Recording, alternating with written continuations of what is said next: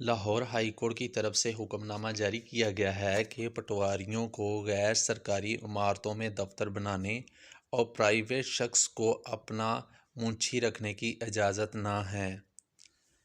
Lahore high court کی طرف سے senior member board of revenue Punjab کو ہدایت کی گئی ہے کہ وہ فوری طور پر اس بات کو یقینی بنانے کے لیے مناسب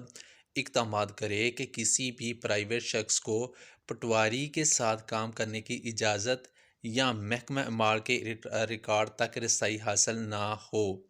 senior member board of revenue کو یہ بھی ہدایت کی گئی ہے کہ وہ اس بات کو یقینی بنانے کے لیے نجی عمارتوں میں پٹواریوں کے قائم کردہ دفاتر کو فوری طور پر سرکاری عمارتوں میں منتقل کیا جائے۔